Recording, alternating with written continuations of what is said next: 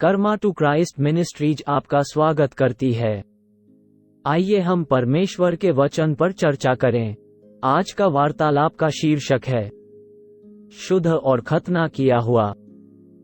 आज के बाइबल छंद हैं मत्ती अध्याय 5 पद 8, धन्य हैं वे जिनके मन शुद्ध हैं, क्योंकि वे परमेश्वर को देखेंगे।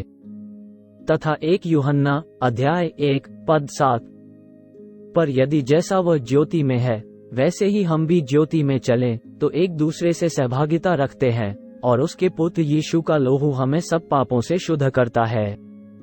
तथा रोमियो अध्याय 2 पद 29, पर यहूदी वही है जो मन में है, और खतना वही है जो हृदय का और आत्मा में है, न कि लेख का। ऐसे की प्रशंसा मनुष्यों की ओर से नहीं, परंतु परमेश्वर की ओर से होती है। तथा व्यवस्था विवरण अध्याय 30 पद 6, और तेरा परमेश्वर यहोवा तेरे और तेरे वंश के मन का खतना करेगा, कि तू अपने परमेश्वर यहोवा से अपने सारे मन और सारे प्राण के साथ प्रेम करे, जिससे तू जीवित रहे। मत्ती 5 में हम यीशु द्वारा प्रचारित पर्वत पर उपदेश की शुरुआत पढ़ते हैं। यह ईसाई धर्म के संविधान का हिस्सा है। यह नियम और दिशा निर्देश हैं जिन्हें केवल तभी रखा जा सकता है जब हमने पहले अपने मन को मसीह को समर्पित कर दिया हो, क्योंकि ईश्वरीय जीवन के लिए ये दिशा निर्देश दुनिया के सामान्य ज्ञान और आत्म संरक्षण मानसिकता के विपरीत हैं। यीशु उस बात का उल्लेख करते हैं जिसे हम धन्य कहते हैं, जहां वह सिखाता है कि कैसे हम विभिन्न परिस्थितियों में आशीषित होते हैं जो आमतौर पर हमें नुकसान पहुंचाते हैं।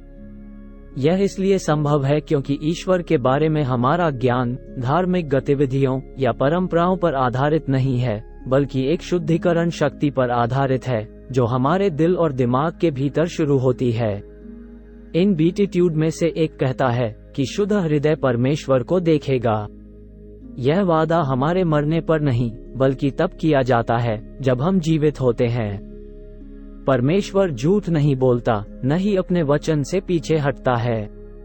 इसे ध्यान में रखते हुए, एक बार जब आप यीशु को अपने उद्धारकर्ता के रूप में ग्रहण कर लेते हैं, तो आपको परमेश्वर को देखने या कम से कम उसे पूरी तरह से नए स्तर पर देखने में सक्षम होना चाहिए। इसलिए यदि आप परमेश्वर को नहीं देख सकते हैं या उसे एक प्रेमी पिता के रूप में अनुभव नहीं कर सकते हैं, तो शायद आपके जीवन में कुछ चीजें हैं जो आपको शुद्ध हृदय रखने से रोकती हैं। परमेश्वर उन चीजों को खत्म करना चाहता है जो उसे आपके हृदय से हटा रही हैं। यह थोड़ा दुख दे सकता है, लेकिन जब तक हम इस आध्यात्मिक खतना से नहीं गुजरते, हम अब परमेश्वर का आनंद नहीं ले पाएंगे, और न ही हम मरने के बाद स्वर्ग में प्रवेश कर पाएंगे। इसके बारे में सोचें, प्रार्थना में समय बिताएं कि वह आपको फिर से शुद्ध करे, और आप अपने जीवन के कई क्षेत्रों में परमेश्वर को कार्य करते हुए देखना शुरू कर देंगे। बॉब गैस कहते हैं, क्षमा पाप के परिणामों से संबंधित है, सफाई पाप के कारण से संबंधित है। क्षमा स्वीकारोक्ति से आती है, सफाई प्रकाश में चलने से आती है। आइए प्रार्थना करते हैं। स्वर्गीय पिता, आप परमेश्वर हैं जिन्होंने मेरी प्रार्थना और आपकी दया को मुझसे दूर नहीं किया है। दयालु परमेश्वर, तुम मुझसे मिलने आओगे। आपने मेरे आंतरिक अंगों को बनाया है और मुझे मेरी माँ के गर्भ में ढंक दिया है। यीशु के उस लहू के द्वारा जो हमारे पापों के लिथे क्रूस पर बहाया गया था, सब अधर्म से हमें क्षमा कर। हम आज एक बार फिर आपके सामने खड़े हैं और स्वीकार करते हैं कि हम अभी भी आपको उस तरह नहीं देखते और जानते हैं जैसा हमें करना चाहिए। हम चाहते हैं कि आप उन चीजों को काट दें जो आपको हमारे दिल से पसंद नहीं है। यह देखने में हमारी सहायता करें कि कौन सी बात हमें आपके साथ गहरे संबंध में आने से रोक रही है। हम लगातार प्रकाश में चलना चाहते हैं ताकि आपका वचन हमारे बुरे विचारों और कार्यों को रोक सके। हम आपको देखना चाहते हैं परमेश्वर। हम अपने जीवन के हर क्षेत्र में प्रावधान, स्वास्थ्य, प्रेम और शक्ति के आपके शक्तिशाली हाथ को देखना चाहते हैं।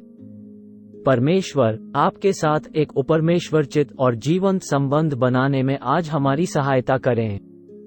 हम यीशु के पराक्रमी नाम में मांगते हैं, आमीन।